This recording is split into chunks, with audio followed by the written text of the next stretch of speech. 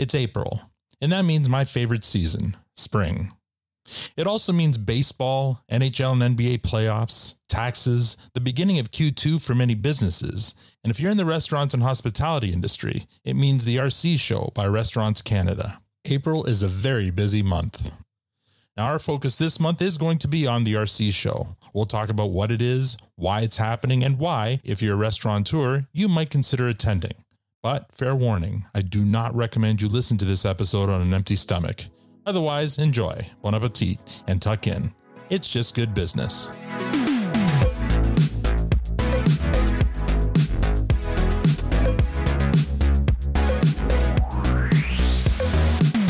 I'd like to welcome back my co-host for this month, RP Plurd. RP, thank you so much for co-hosting this month. My pleasure, Al. It seems like only last month I was on the show talking about the big game and Valentine's Day. It was last month, but we couldn't do this month's theme without somebody from UE joining us. It just wouldn't be right. So here you are again. I got the feeling we're going to be talking about the RC show. That's right. And we're not talking remote controlled toys, although I would totally go to that show. So would I, buddy. So would I. But no, it's even more delicious than that. It's the annual hospitality and food service event put on by Restaurants Canada. That's right. And this month, we're going to talk about the RC show, what you can expect to see if you attend, and why you should attend if you're in the hospitality or food service. Sounds good. Now, RP, the reason I asked you to co-host is because you're a marketing expert at You Eat. I am. Remind our listeners, what does You Eat do? Sure. So You Eat provides easy-to-use ordering solutions for the Canadian restaurant industry, online ordering, mobile app, self-serve kiosks, third-party delivery management tools. We've got it all. Mm-hmm. And you guys are going to have a booth at this year's RC show. Yeah, we wouldn't miss it. So what can folks expect at the You Eat booth this year? If you come by our booth, you'll be able to try out our latest in self-ordering technology through our kiosk and our online ordering tools. We'll also be showcasing some cool integrations that we have with loyalty through Data Candy and, of course, our payment integration with Moneris. Data Candy, that sounds sweet. Oh, you went there. Come on, that was punny. You say so. So what else do you have in store for this episode? Well, I'm going to continue the RC show talk with Anna Pham. She's the Director of Content and Programming at Restaurants Canada. She's the perfect person to speak to. Indeed. And that's not all. What else do you got? In our Ask the Expert segment, I've got Maryam Saeed. She's the Chief Risk Officer at Visa Canada. She's coming on to talk about fraud and how you can keep yourself and your business secure. Very important topic. And Sydney Lupton returns with the fourth installment of the Merchant Journey series. Speaking of delicious, I've been following along with the story of Saving Grace and their charcuterie boards. It makes me hungry just thinking about it. Me too. But first, let's listen to my chat with Anna Pham from Restaurants Canada.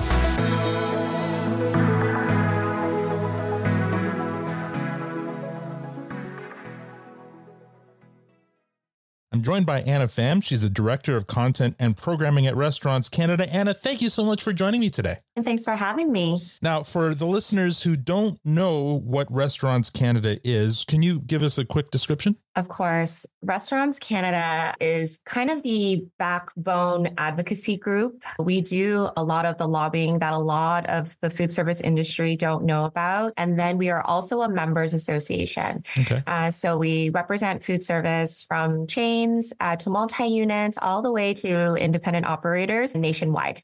And Restaurants Canada is actually celebrating our 80th year this year. Oh. So, we've been around for a while. Mm-hmm. One of the things Restaurants Canada does is put on this annual RC show. What's the RC show about? The RC show is incredible. I'll speak from the experience of an attendee. Mm-hmm. When I was GMing different restaurants and working in the food service industry, this is where the operator, the owner would be a member with Restaurants Canada and grab tickets for all their managers and of course for their hourly staff as well to do a great staff outing. So the RC show happens at the Enter Care Center. It's a 3-day conference and trade show. Mm-hmm. It's a beast. It is massive. You think you can go in one day, but Right. really you can't. You need the full 3 days to absorb in all that is happening. Oh. And again, the show is to celebrate the food service industry, from having brands represented there to show new products and offerings, suppliers, innovative new equipment, all the way to our 6 stages where we are covering thought leadership, great panel discussions, conversations that can get the brain going. That's the part that I curate and program for the show. Okay, now I understand for the larger kind of restaurant organizations why they might want to send their employees. But if you're like a small mom and pop shop, what would be in it for them to attend a show like this? I think for a small mom and pop, which of course I've also worked in as well before, I think sometimes the miss, because you don't maybe have the financial benefits in contributing into your HR or your staff training, new ideas and trends in like wine and bar, that I think the show is where you can go and get like a quick crash course. All of the speakers that we have there can give really amazing insight for independent operators. We have independent operators speaking on panels as well on what they do to bring success to the table and more revenue to the table. I think sometimes as well as independent operators, we are so in the grind, in the day-to-day, working the floor, doing the admin, that we don't have an opportunity to really reset and learn. And so the show offers that aspect as well. Now, this year's RC show, as you said, is at the Intercare Center in Toronto, starting April 8th. What can folks expect to see at this show this year? Oh my God, where do I even start? So much. I feel like every year it's bigger and better. Obviously, we've moved away from hybrid. This year, we have a ton of competitions. Let's start with that. So this is our second year doing our pizza competition. It's happening over 2 days. We have some pretty big pizza dons sitting on the judging panel. First day, we're doing traditional pizza. Next day, we're doing a little more freestyling. And so that is something that's new to celebrate the pizzaiolos and the pizza industry, all the way to a fried chicken competition, a bar cocktail competition, 3 different types of coffee competition. So that in of itself is just kind of wrangling the passion and the energy of different sectors within the food service industry. And then on top of that, of course, like I'd mentioned, we do have 6 stages. So each stage brings and delivers content that maybe you just don't want to sit on another webinar. Right. I think the one that is very special that I'm quite proud about this year is the Blueprints for New Business that's happening in our Studio X. What's that? Blueprints for New Business is a closed door classroom style stage where people can go in and take sessions and really learn from ground zero how to tap into the food service market and also how to build a business. There is a little bit of a conversation in food service that a lot of the times people might just have startup capital and a design idea and they just go with it and not really think about the business side of it. Right. So we're giving the foundation of how to start a food service business. And you're looking at market gaps and opportunities with a research group. You're maybe seeing a panel of Black entrepreneurs and how they've tapped into the food service industry. Right. You're also leveraging social media and content strategy. So that is a pretty great one. Now, with these industry events, every year there seems to be like one kind of prevailing, whether it's new technology or trend. Lately, it's been a lot around AI. What's the biggest trend that you think a lot of people are talking about in the restaurant industry for this year? It really is AI. Oh, yeah. In restaurants too? Yeah, it really is AI, and it really is a value proposition for the guests. Okay. I'll start with the AI part. It's not just a bunch of operators sitting around and wondering how they can replace their staff with AI. Right. It's more of after the pandemic, operators have also lost a lot of staff. Yeah. And so they're trying to figure out different ways that they can cut back on certain avenues of labor and work that supports them, ideally in the admin side.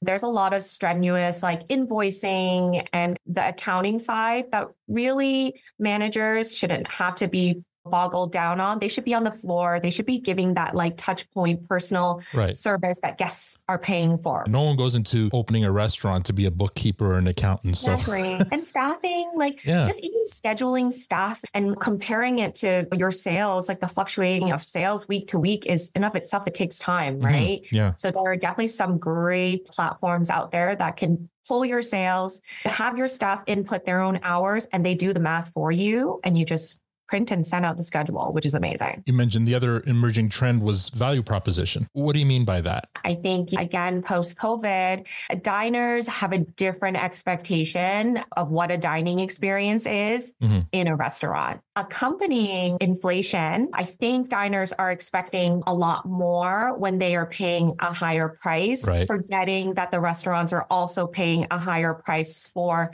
their costs and also, of course, their staff and whatnot as well. So that's a big discussion. Another thing that's common in these industry shows are keynote speakers. Do you have anybody exciting speaking at this year's show? Yes, we do. So I try to make sure that there's a nice wide range of speakers that can speak to the different sectors and sections of the industry. On our speaker stage, we have Miru Dwala, who is a chef from out west, really renowned, does incredible work with her community, is the owner of Vija's restaurant, is really paving the way of making sure that women are recognized and that women are properly trained within the kitchen. And also a lot of the stories behind it too is a lot of these women are also immigrant women, because that is her story as well. We also have, this is a really fun one, is Chef Wallace Wong will be doing a knife skill presentation on our culinary stage. Chef Wallace Wong just recently won a Guinness World Record for the fastest chopping blindfolded. He's huge on TikTok. Right. Yeah. Massive on TikTok. So we're really excited to have him back this year. We also have Andre Houston Mack, who will be the head keynote for our bar stage, a sommelier from New York and also a winemaker. He also works and does a lot of content with Bon Appetit. And my favorite segment from him is he brings a bunch of celebrities onto his show. He's a big YouTuber as well. Brings a bunch of celebrities onto his show, picks a varietal, Pinot Noir, let's say, different price points, and does a tasting and see if, Eva Longoria can differentiate between the $250 bottle of Pinot and a $10 bottle. So he'll be there as well. Amazing. And then at Breakfast with Champions, we have Miss Mosu, a wonderful drag queen within Toronto who will be hosting and bringing a lively energy. And then flying in Gabriel Stallman, a wonderful restaurateur as well from New York, who will be speaking on the modern day operator experience. It sounds like so much fun. So if I was interested in attending this show, where can I learn more and register? So you can go to www.rcshow.com. Of course, on there, you can register for the show. I would encourage that if you're an operator with a team, there are also package for like a team outing, which is, of course, if you think about cost, it'll probably be less for each ticket. And then, of course, we also have a lot of ancillary events around the show as well. We have a really big industry night out. We also have the breakfast that I had just mentioned, all of which you can purchase tickets for on the website. Unlike other industry shows, I imagine the food service at this show had better be top notch. It's amazing. Yesterday, we just did a sneak preview for our media of our pop-up experience. And the pop-up experience is a completely curated menu just for show by Chef Missy from a restaurant called Andor. And the food is next level. It's quite fascinating. Yesterday she did a braised bison, which was really, really good. So expect to be tasting food items like that at the show. And like I mentioned, 3 days is not enough for you to taste and drink all that is to offer. That sounds delicious. Thank you so much for your time today, Anna. Anytime.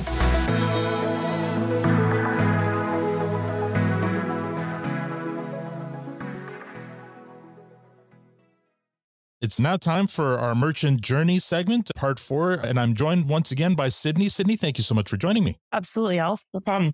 So for those of you who haven't been following along with this story, you may want to go back 3 episodes and listen to the parts 1 through 3 of this merchant journey, just so you can be caught up. Today, we present part 4, and we've gone through this journey with Samantha. She's met with our salesperson, Amber Lynn, and Amber Lynn has suggested to her the Moneris Online solution. And then she met with Shira, and Shira has helped build her website with the Moneris solution. Today is the reveal. I love a reveal. I know, it's pretty exciting. So everything is all finished up and she'll be able to get the website up and going. All right, well, let's listen to your chat with Samantha. Hi, Sam. How are you? Great. How are you? Good. So we're at the point now where you have met with Amber Lynn and Shira to get your website fully developed. So what did you think of that overall process?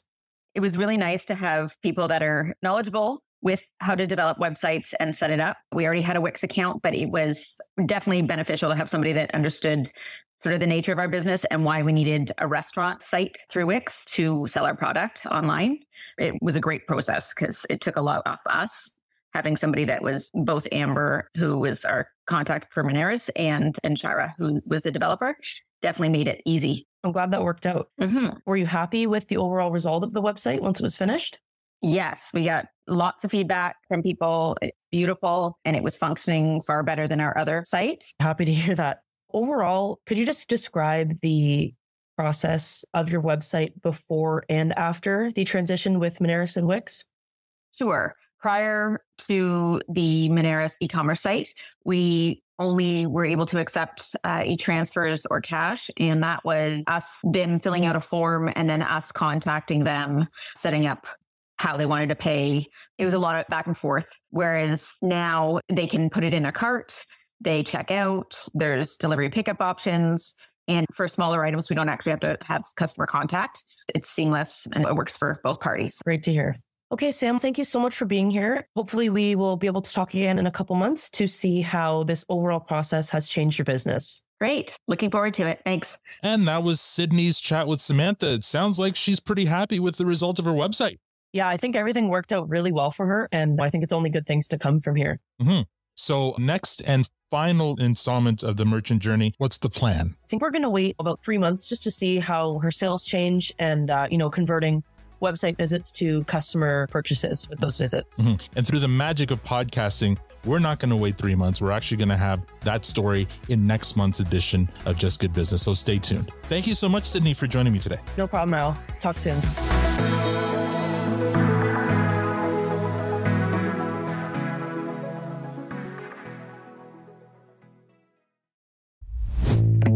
Take your business into tomorrow today with Moneris Go, the payment terminal designed to help you thrive. Accept payments curbside, roadside, or even seaside? Let's go.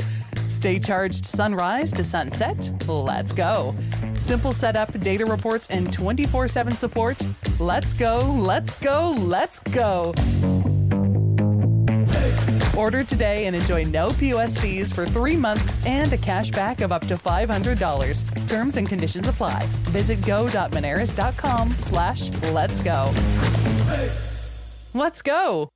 I'm joined by Maryam Saeed. She's the head of risk at Visa Canada. Maryam, thank you so much for joining me today. Thank you, Al, for having me here. Now, you're on as our expert to answer this question, asking, every March I hear the reference to Fraud Prevention Month. Why is there a month dedicated to fraud, and shouldn't that happen year round?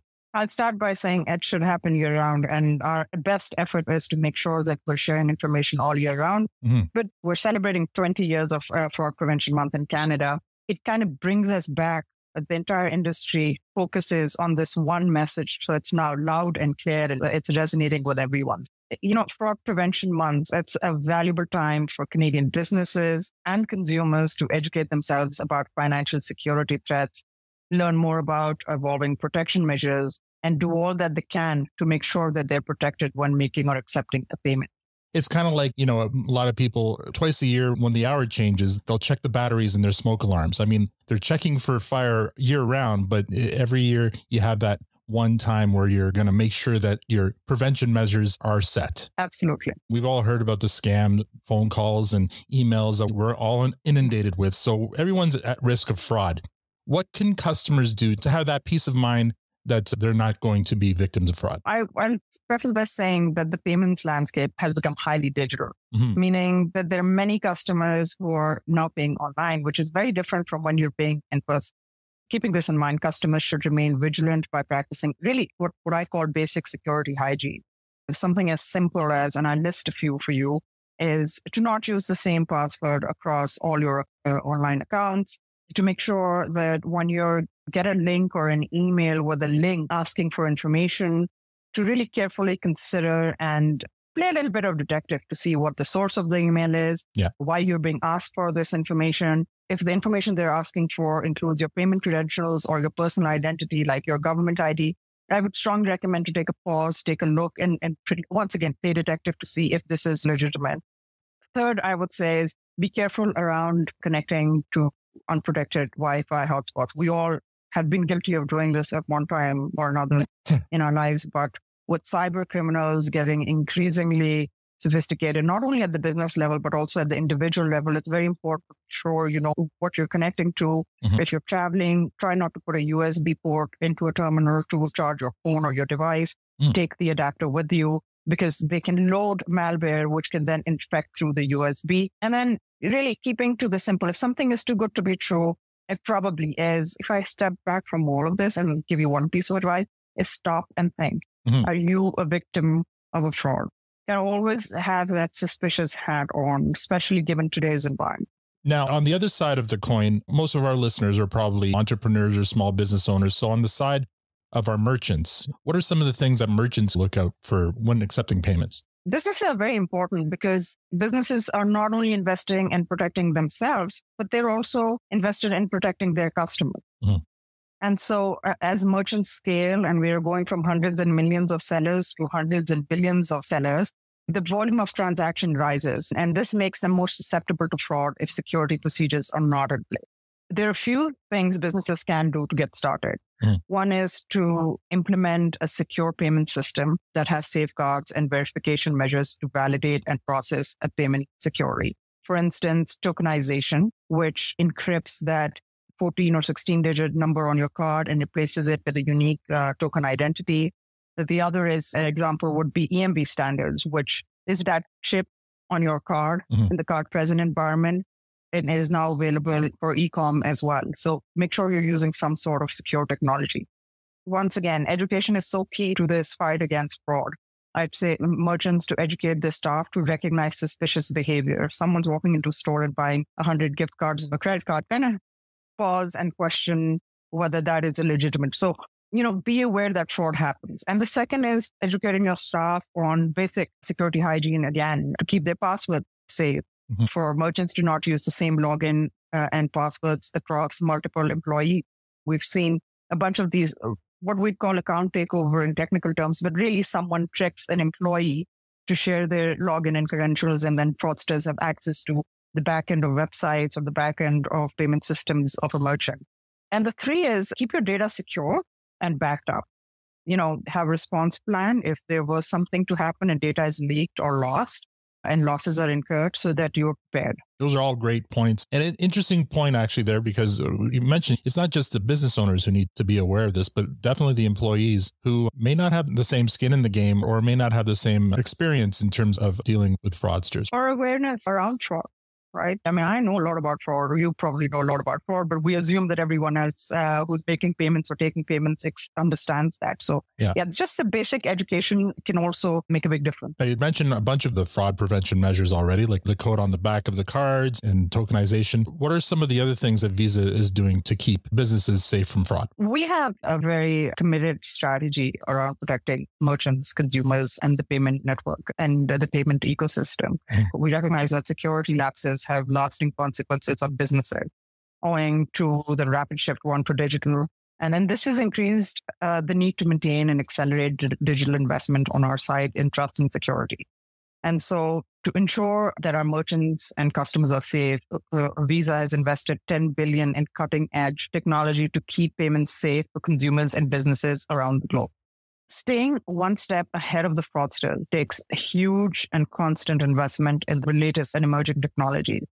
And over the last 6 months alone, Visa has helped prevent more than roughly $30 billion in fraud losses globally. Wow. We've also made a significant advancement. You know, if I don't share with you what we're doing on our side as it pertains to AI, because threat actors are using AI to make their scams and make their efforts more intelligent. But we've also made a significant advancement over the last 10 years. We have spent more than $3 billion on AI and data infrastructure to enable the safer, smarter movement of money and proactively identify and prevent fraud. And successfully, we've prevented roughly $27 billion in 2022 using that intelligent, real-time payment fraud monitoring solution, which we call the Visa Advanced Authorization, or the VA. And then we do recognize that sometimes fraud still happens. And then we go into the post-fraud environment, which is chargeback and disputes, and how that can be very challenging on the merchant side. So we've also made a significant advancement in our fraud dispute program, which aim basically at potentially saving small business over the next 5 years, over $1 billion globally. Okay, well, interesting. I mean, the AI stuff is fascinating, but I guess it makes sense that we need to use the same tools the fraudsters are using if we want to stay on pace with them. Yeah, I think that's important in today's environment. Now, if anyone wanted to learn more about what Visa is doing to help businesses prevent fraud, where would they go? First, because that's where we update regularly and you can get global updates, is to visit our website for both merchants and consumers at visa.ca. And secondly, I post a bunch of things on my LinkedIn as we see a new scam taking place or a new threat in the ecosystem. I try to make sure that I'm doing my part in informing the ecosystem in that way. And then by connecting with our acquirers and our issuers and keeping them engaged and informed on what the latest threats are and what we can do to help them keep secure. Okay, well, thank you so much for your time today, Maryam. Thank you, Al.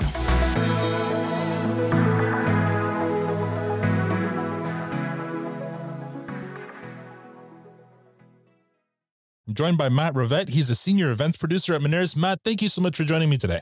Thanks for having me, Al. How are you? I'm all right. You have a jam-packed month in April. We sure do. So let's start at the top. First of all, we have some news from e-commerce North. Yeah, so we have the e-commerce North Innovator Challenge. Applications are now open for early stage startups. Go to elevate.ca/e-commerce-north to apply today. Great. And of course, we've been talking about it all episode. The RC show is happening this month. Does Moneris have a booth at the event? Yes, we're sharing a booth with UE, so come visit us at booth 1235. That's great. So in other news, we're about to release the 2023 ESG report. Yeah, we're excited to share our 2023 Environmental, Social, and Governance ESG report this month. So stay tuned to our social channels for when the report is live to learn more about how we are striving to make a positive impact in our communities. Moving on, there's a webinar coming up. Yes, join us on Wednesday, April 10th, 2024 for our inaugural Moneris online webinar, E-commerce Success Blueprint, your ultimate guide to marketing and shipping. Learn from e-commerce experts Amber Lynn and Peyton Glancy as they help master online marketing and shipping using free Wix tools. And finally, this month we have National Volunteer Week. When does that happen? National Volunteer Week will be taking place during the week of April 21st to the 27th.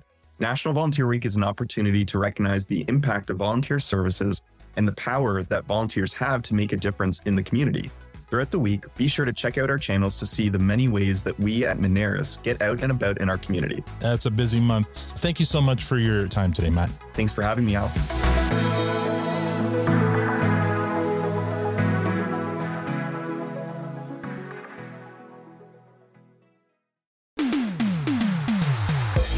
That's all we have time for this month. RP, did you learn anything new today? Yeah, I learned that I need a new password. Me too. Not my password 1234 is probably not the most secure password. Even if it was before, which it wasn't, it's definitely not secure anymore. So what about you? Did you learn anything new?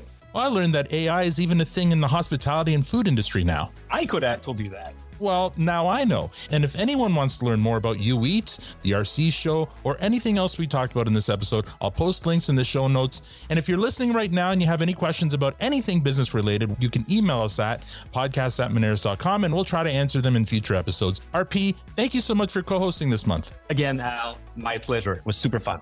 On behalf of RP, myself, and the rest of Moneris, it's just good business saying thank you for listening and see you in May.